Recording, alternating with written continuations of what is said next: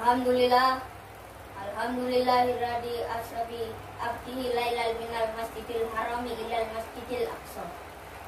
Wassalatu wassalamu ala sayyidina Muhammadinil ladzi janat aksanatu ula tuhsa wa ala alihi wa ashabihi ahlil sidqi wat tuqa. Amma ba'd. Saudara-saudara hadirin yang berbahagia, manusia ini hidup dalam 3 dimensi waktu: masa lalu, masa sekarang, dan masa yang akan datang. Masa lalu katanya adalah kenangan, masa sekarang adalah kenyataan, dan masa yang akan datang adalah harapan, impian, khayalan, atau cita-cita. Orang yang baik sesungguhnya adalah orang yang pandai mengambil pelajaran dari masa lalu untuk dapat menentukan sikap pada hari itu dan sekaligus merencanakan hari yang akan datang. Sehingga hari ini harus lebih baik daripada yang kemarin, dan besok harus lebih baik dari yang sekarang. Dalam konteks itulah pada kesempatan ini saya akan membicarakan tentang Isra dan Mi'raj. Apa hikmah yang dapat kita ambil dari kalimat tasbih ini? Saudara, kita tahu kan ibadah dalam agama kita ini macam-macam. Ada ibadah yang berat dan modalnya besar. Contohnya, melaksanakan haji berat dan butuh modal yang besar. Lalu ada ibadah yang berat tapi modalnya ringan. Puasa kan berat dalam mengendalikan nafsu. Ibadah berat tapi modalnya ringan. Lalu ada ibadah ringan tapi modalnya ringan. Misalnya, mengucapkan salam jika ketemu teman, memulai sesuatu dengan basmalah, dan kalimat-kalimat thayyibah lainnya. Ibadah yang ringan dengan modal yang ringan, mengucapkan ucapan-ucapan yang baik dalam kehidupan. Kalimat selanjutnya yaitu Asra, Maha Suci Allah yang telah menjalankan. Tampak dari ayatnya bahwa dalam peristiwa Isra dan Mi'raj ini yang aktif sebenarnya Allah, Nabi pasif. Allah yang menjalankan, Nabi yang dijalankan. Orang yang dijalankan tentu terima beres. Namanya juga dijalankan, makanya tidak heran kalau beliau berangkat dari Mekah kemudian menuju Masjidil Aqsa di Palestina. Di sana naik ke langit pertama, 2, ketiga, 4, 5, 6, 7 sampai ke Sidratul Muntaha.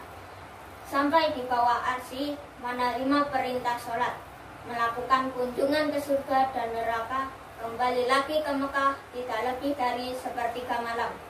Gak bisa ya?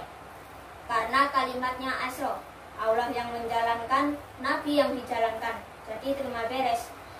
Artinya, di dalam memahami peristiwa Isra dan Mi'raj yang dipakai bukan logika intelektual manusia, tetapi logika kemahakuasaan yang mutlak dari Allah Subhanahu wa Ta'ala.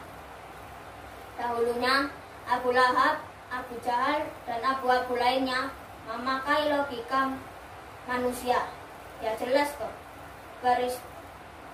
peristiwa ini tidak dapat dicerna oleh manusia.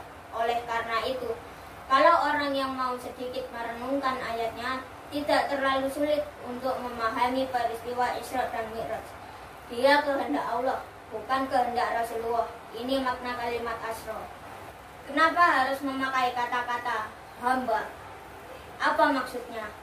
Di dalam kalimat hamba ada 2 data. Data pertama, kalimat hamba. Di sini menjelaskan bahwa Nabi Muhammad Isra dan Mi'raj dengan ruh dan dengan jasad sekaligus. Sebab orang dipanggil hamba kalau punya ruh dan punya jasad sekaligus. Jasad tanpa ruh namanya mayit. Ruh tanpa jasad gentayangan, mungkin namanya pocong. Orang yang dipanggil hamba tentunya lengkap jasad dan ruh sekaligus. Oleh karena itu, kalimat bihabdihi sudah termasuk jawaban Isra dan Mi'raj, terjadi dengan jasad dan ruh. Data kedua, kalimat bihabdihi ini Nabi Muhammad benar-benar telah diakui sebagai hambanya. Makanya dipanggil hamba dalam ayat ini. Mungkin kita jadi mikir, Apa kita ini bukan hamba Allah? Kata siapa? Kata kita bukan? Kalau kata kita namanya ngaku-ngaku, kalau orang yang mengaku sah saja kan, namanya juga mengaku. Orang bisa bilang saya kenal Bapak Presiden, tapi apakah Presiden kenal saya? Dengan kata lain, kalau kata-kata hamba Allah keluar dari mulut manusia dinilai murah karena pengakuan. Kalau keluar dari Allah itu yang mahal. Berapa banyak manusia di dunia ini yang bilang saya hamba Allah, tapi pada kenyataannya dia hamba dunia, hamba nafsu, budak jabatan. Dari kalimat bi'abdi bisa kita ambil hikmah.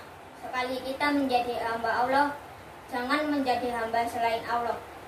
Sebab syahadat yang kita ucapkan punya konsekuensi.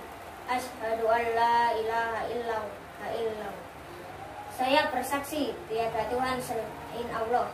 Itu artinya saya tidak akan menyembah selain Allah. Saya tidak akan pernah takut kecuali hanya kepada Allah. Saya tidak akan pernah minta tolong kecuali hanya kepada Allah. Saya tidak akan menggantungkan hidup kecuali hanya kepada Allah. Saya tidak akan takut kecuali hanya kepada Allah. Konsekuensi yang logis daripada kalimat syahadat. Di akhir ayat, linuriyahu min ayatina, perjalanan Isra Mi'raj untuk kami perlihatkan kepada Nabi Muhammad itu sebagian kecil dari tanda-tanda kebesaran kami untuk disampaikan kepada umatnya, dan kemudian menjadi pelajaran di dalam mengarungi kehidupan.